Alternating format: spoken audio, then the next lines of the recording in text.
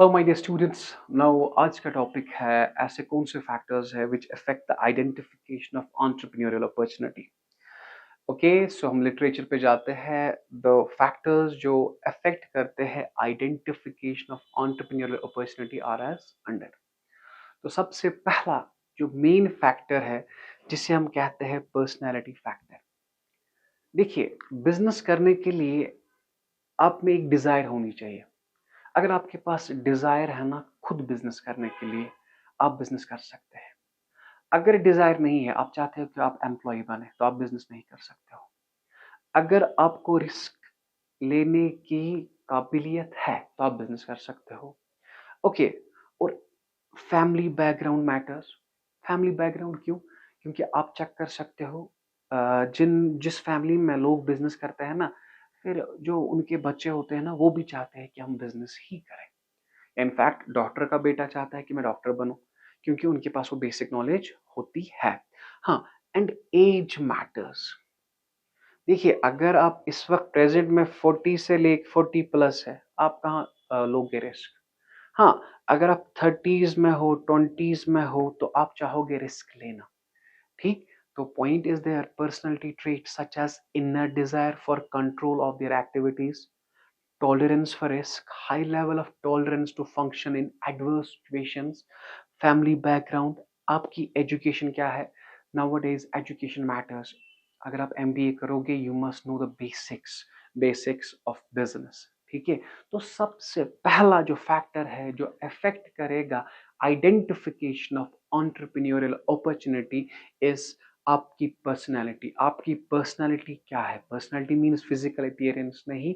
मैं कह रहा हूं, आप एडवर्स सिचुएशन को कंट्रोल करोगे कि नहीं, आप रिस्क लोगे कि नहीं, किस हद तक ले सकते हो, या क्या आपका माइंड, क्योंकि आप चेक कीजिए, कुछ जो लोग हैं ना, वो सिर्फ एम्प्लॉयमेंट के लिए बने हैं, बिजनेस के लिए नहीं बने हैं, क्योंकि उन्हें बिजनेस करने का तरीका नहीं आता।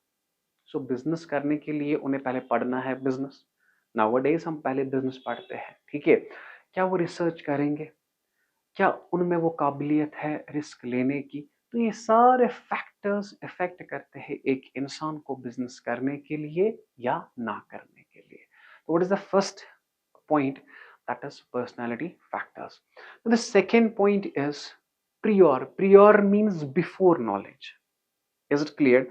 अब चेक करें, यूजुअली होता है, मैं कह रहा हूँ यूजुअली, हर एक टाइम नहीं होता कि डॉक्टर का बेटा डॉक्टर बनता है।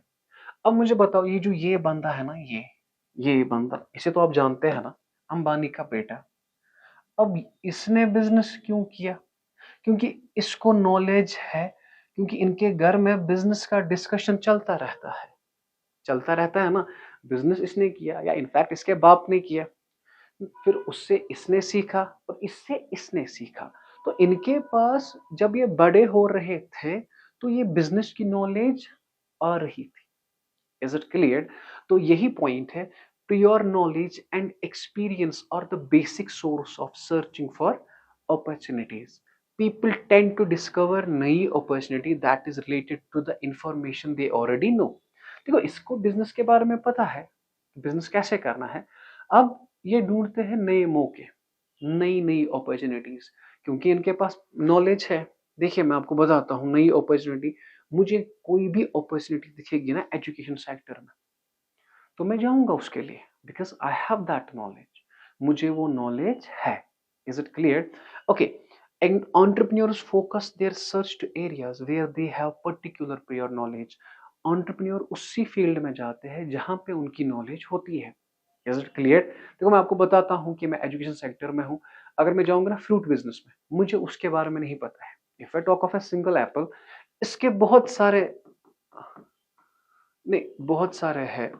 अलग अलग डिस्ट्रिक्ट का अलग अलग एप्पल है, अलग अलग कंट्री का अलग अलग एप्पल है, मुझे पता नहीं उन चीजों के बारे में।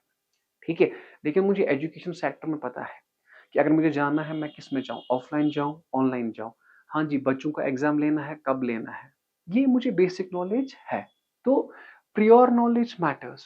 प्रियोर नॉलेज मैटर्स कि बिजनेस करने से पहले ही आपके पास वो एक्सपीरियंस है, आपके पास वो नॉलेज है।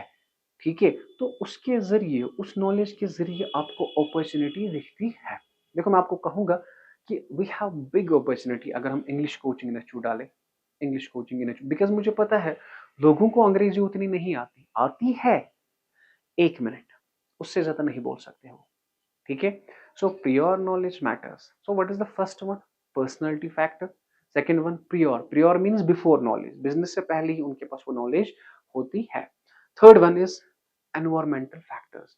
देखो ये आप देखिए, एक डिससेटिस्फाई एम्प्लॉय, एम्प्लॉय काम कर रहा है, ये डिससेटिस्फाई, इसने काम को छोड़ दिया क्योंकि ये डिससेटिस्फाई हो गया और अपना बिजनेस करेगा, ठीक है। तो पॉइंट देखिए, these factors relate to the condition जिसमें एक entrepreneur has to work.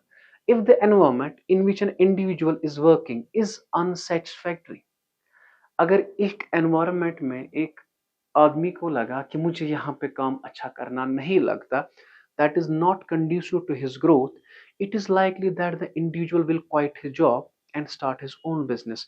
यही individual अपना job quit करेगा और अपना business start करेगा।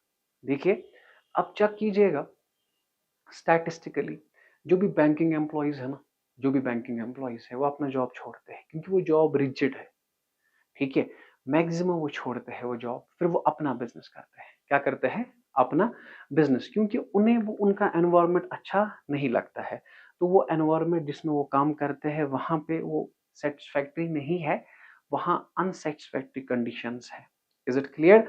अपना जॉब छोड़ते हैं फिर अपना बिजनेस करते हैं। सो एनवायरमेंटल फैक्टर्स भी इफेक्ट करते हैं एक एंटरप्रेन्योरशिप पे। देखिए एक एम्प्लॉय है, he is getting 1 lakh per month, उसे क्या जरूरत है बिजनेस करने की, तो वो तो सेटिस्फाई होगा चाहे कंडीशन हो या ना हो। अब एक एम्प्लॉय को 10,000 रुपए दे रहे हैं पर महीना और उसे अच्छा नहीं लगता, वो कहता है 10,000 क्यों कमाऊं, मैं 30,000 कमाऊंगा अगर खुद बिजनेस करूंगा। तो जब उसे वो कंडीशंस नहीं है वो खुद चाहेगा बिजनेस करना। So these are what you called environmental factors. Okay, what was the first one? First one था पर्सनालिटी फैक्टर, दूसरा क्या था? प्रियोर नॉलेज, तीसरा क्या था? Environmental factor. हो गए 3।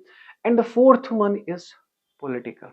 सो इस इमेज को आप देखिए, ये पाकिस्तान का प्राइम मिनिस्टर था, समझ आ रहा है? इनफैक्ट अभी तक का सबसे अच्छा प्राइम मिनिस्टर था ही, ठीक है, लेकिन ये बिहाइंड बार्स है। क्यों? पाकिस्तान में पॉलिटिकल स्टेबिलिटी है नहीं।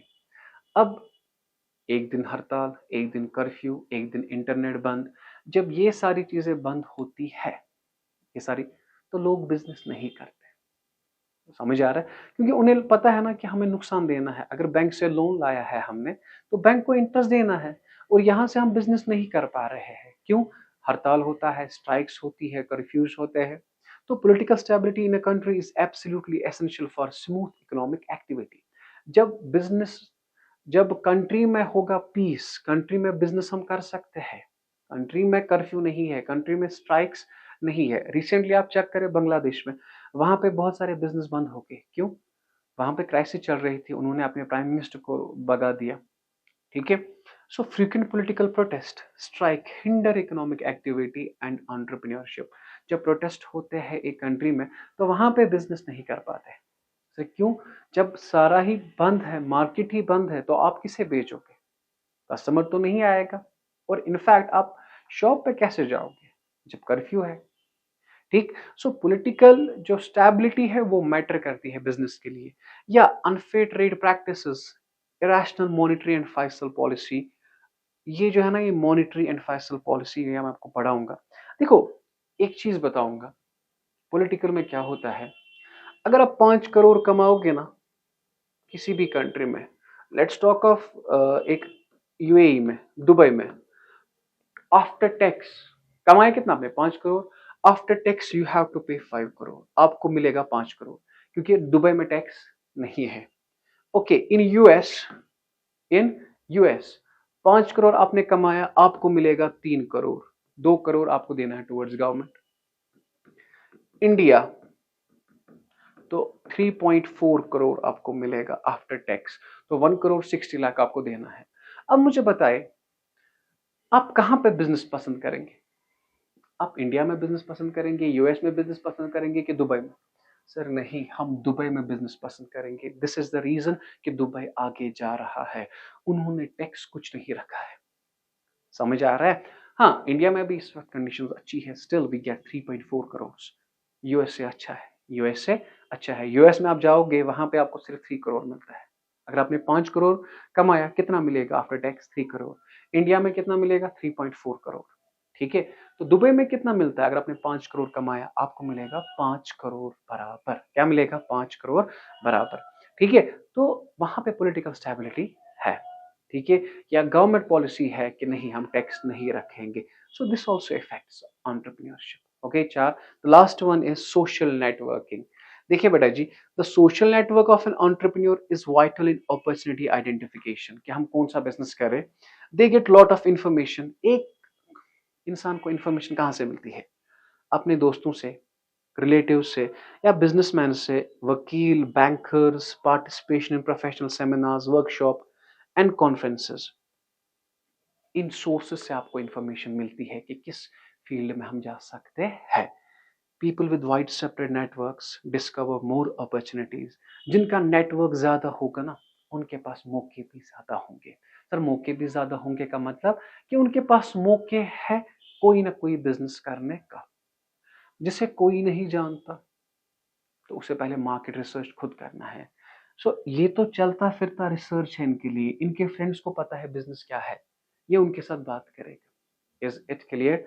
समझ आ रहा है? चलो अल्हम्दुलिल्लाह। If I talk of mine, I have around जो very close friends of mine, 11 दोस्त है मेरे। हर कोई अपना अपना बिजनेस करता है, तो मुझे हर एक का एक आइडिया है। मैं किसी को कहूंगा ये करेंगे, वो कहता है कि नहीं इस फील्ड में ऐसे नहीं कर सकते। एक सर्कल है मेरा। जब वो सर्कल मुझे इंफॉर्मेशन देता है, ठीक है, अगर हम बाकियों की बात करेंगे उनका वो सर्कल है ही नहीं, तो वो इंफॉर्मेशन करने के लिए उन्हें पहले मार्केट रिसर्च करना पड़ता है। उसके बाद उन्हें अपॉर्चुनिटी दिखती है। हमें तो सामने मिलती है ये अपॉर्चुनिटी। Is it clear? ये थे फैक्टर्स, 5 फैक्टर्स। ओके, सबसे पहला क्या था? Personality factor. दूसरा था प्रियोर नॉलेज, एनवायरमेंटल फैक्टर, और था पॉलिटिकल, एंड था सोशल। मोस्ट इंपॉर्टेंट क्वेश्चन बेटा as per examination point of view. Unit 1 की एक खास बात है कि यहाँ पे इंपॉर्टेंट क्वेश्चन में सबसे ज्यादा लॉन्ग टाइप ही है। ठीक है, अगर आपको किसी भी जगह प्रॉब्लम है तो आप हमें कमेंट सेक्शन में बता सकते हैं, या यू कैन डायरेक्टली व्हाट्सएप अस और 9622701070। तब तक आप रखिए अपना ख्याल। अल्लाह हाफिज।